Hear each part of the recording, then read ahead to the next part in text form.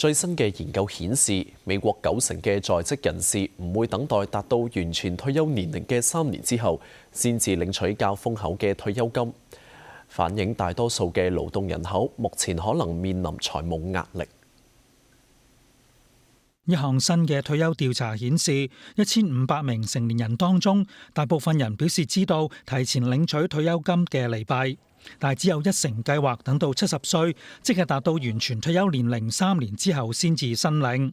而4成4就預計喺達到完全退休年齡之前就申領退休金。美國社會保障制度允許勞動人口喺62歲就可以申請領取退休金，比目前67歲嘅完全退休年齡早幾年。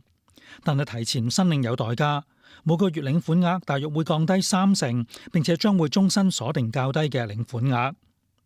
有研究指出，提前申領退休金可能導致終身損失高達$182,000嘅退休金。相反，將退休金申領延遲到70歲，每個月領款額將會增加超過30%，同樣係終身鎖定金額。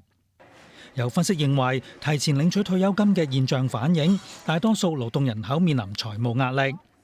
好多退休人士嘅存款不足，加上越嚟越多美國人入不敷支，需要社會保障帶嚟嘅收入，以滿足退休後嘅即時開支。